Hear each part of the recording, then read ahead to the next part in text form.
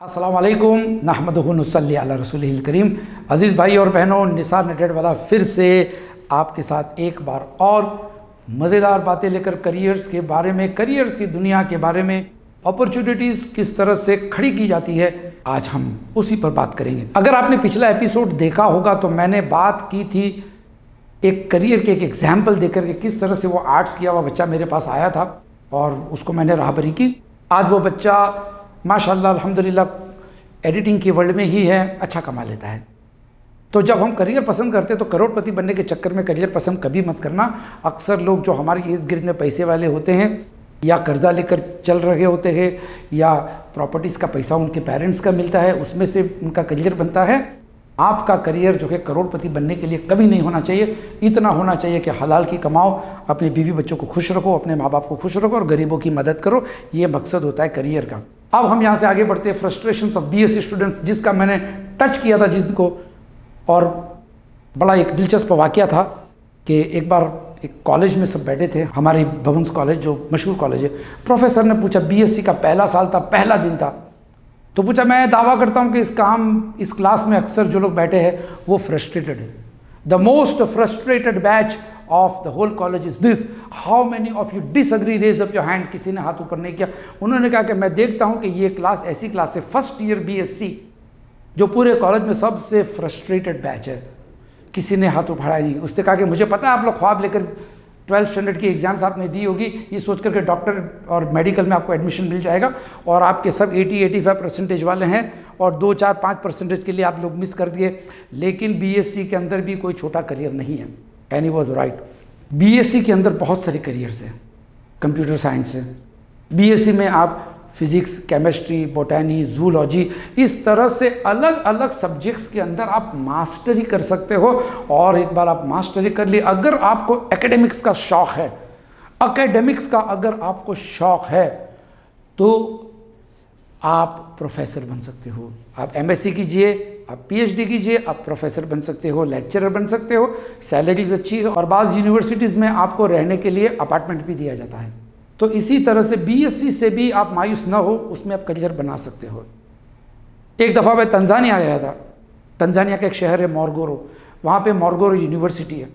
तो उनके प्रिंसिपल के साथ मेरी बातचीत हुई थी, तो उन्होंने मुझे कहा कि हमारे यहाँ प्रोफेसर्स की ज़रूरत है, इंडिया के प्रोफेसर्स। मैं आपको बता दूँ, इंडिया के प्रोफेसर्स तमिलनाडु हो, हैदराबाद, दिल्ली, कलकत्ता, यहाँ के जो पढ़े लिखे तबके जो प्रोफेसर्स होते हैं, इनकी डिमांड पूरी दुनिया में होती है। क्योंकि यहाँ से अक्सर एकेडमिशियंस आते हैं जिनका क्लास बहुत अच्छा होता है। ये मैं नहीं कहता हूँ, ये लोग मुझे कहते हैं, मेरे जो फ्रेंड्स हैं यूरोप और अमेरिका में, ये लोग मुझे कहते हैं कि इनका ये मकाम है। तो बहरहाल अच्छी बात है, खुशी की बात है। अगर आपको एकेडमिक्स का शौक़ है, आपको वाकई में पढ़ने का शौक़ है, क्योंकि अगर आप इंजीनियर बनते या मेडिकल साइंस में जाते तो भी आपको इतना तो पढ़ना ही पड़ता। तो आप एकेडमिशियन बन जाइए, प्रोफेसर बन सकते हो, दूसरे बच्चों की हिम्मत अफजाई कर सकते हो। मैथ, साइंस, फिजिक्स, जो भी सब्जेक्ट आपका है वो पढ़ाते पढ़ाते आप बच्चों को ये भी सिखा सकते हो कि एमएससी या बीएससी करने से कोई मायूसी नहीं होती। आप स्कूल के टीचर बन सकते हो, साइंस टीचर बन सकते हो, या आप साइंस के ऊपर मज़ीद रिसर्च करके साइड बाय साइड अच्छी किताब लिख सकते हो। या बहुत सारे मैगज़ीन्स आते हैं, वेबसाइट्स होती हैं साइंस के ऊपर, इनको भी करेक्शन कराना होता है, वो भी करा सकते हो। ऑनलाइन ट्यूशन्स दे सकते हो। आजकल तो अमेरिका का भी बच्चा तलाश करता है कि इंडिया का कोई टीचर हो जो उसका साइंस और मैथ्स में मदद करे।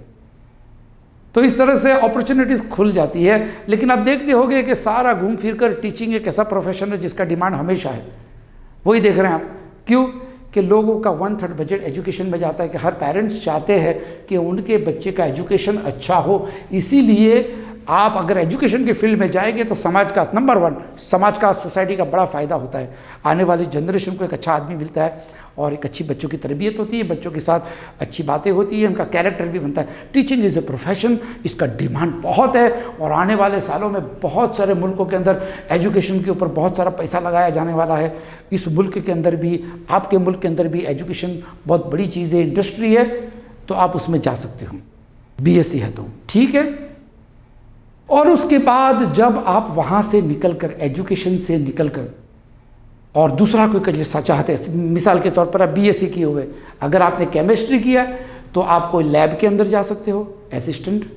या फिर आप धीरे धीरे, आप हो सकता है कोई मेडिकल स्टोर हो, तो बीएससी करने के बाद अगर आपने बीएससी केमिस्ट्री किया तो हो सकता है आप कोई केमिस्ट की दुकान में जॉब मिल सकती है आपको, या कोई लेबोरेटरी के अंदर आपको असिस्टेंट का काम मिल सकता है। ये करियर की इब्तिदा होती है, साइड बाय साइड आपके करियर, आपके फ़न को और आगे बढ़ाना है। समझ में आ रही बात को? तो ये रही एमएससी की बात। यहाँ से आगे बढ़ते हुए बीएससी एमएससी के लिए मैं यूँ कह दूँ कि अगर आपको भी लिखने का शौक़ है तो you can also right papers. और बहुत सारी वेबसाइट्स है दुनिया में जिनको नए नए कंटेंट्स चाहिए साइंस के मुतालिक, बहुत सारी वेबसाइट्स है, वहाँ जाकर आप अपने नॉलेज का अपडेट कीजिए। लेटेस्ट क्या है, अगर आप बायोलॉजी में हैं तो बायोलॉजी में लेटेस्ट क्या है, जूलॉजी में लेटेस्ट क्या है, केमिस्ट्री में लेटेस्ट क्या है, इस चीज़ों की आप तहकीक कीजिए, अपने नॉलेज को बढ़ाते रहिए। डिग्री आ जाने से नॉलेज मुकम्मिल नहीं होता, डिग्री आ जाने से नॉलेज हासिल करने के रास्ते खुलते हैं। अब आपको चलना है तो keep on studying as much as you can. मैं जानता हूँ ऐसे प्रोफेसर्स, ऐसे टीचर्स को, ऐसे बिजनेसमैन को जो लोग अपने फ़न की किताबें आज भी पढ़ते हैं 60 साल की उम्र में। हमारे जानने वाले डॉक्टर हैं, MBBS है, लेकिन जब बात करते हैं तो उनका नॉलेज MD जैसी है। क्यों? वो कहते हैं कि मेरी MBBS डिग्री हासिल होने के बाद, अब जब से इंटरनेट का सिलसिला शुरू हुआ है निसार साहब, तब से हम मेडिकल के बारे में बहुत सारी वीडियोस देखते हैं, कौन सी दवाएं नहीं आई, कौन सी दवाइयों के बारे में क्या कहा जा रहा है और कौन सी बीमारियां हैं, इस चीज़ों से मैं अपने आप को अपडेट रखता हूं। तो मेरे पेशेंट्स का फ़ायदा हो जाता है, बड़े बड़े सर्जन के पास उनको भेजने की ज़रूरत नहीं पड़ती, जहां तक हो सकता है मेरे से ही काम हो जाता है। इस तरह से हर शख्स को अपने नॉलेज के अंदर, अपने फ़न के अंदर और इजाफा करना चाहिए उसी फील्ड में जिस फील्ड में आप है। इसके बाद हम और डिस्कशन करेंगे करियर्स के मुतालिक, प्रोफेशन के मुतालिक। तब तक के लिए इंशाल्लाह मैं आपसे रुखसती चाहता हूँ, इंतज़ार कीजिए और फीडबैक देते रहिएगा हमारी ईमेल एड्रेस पे। अस्सलाम वालेकुम।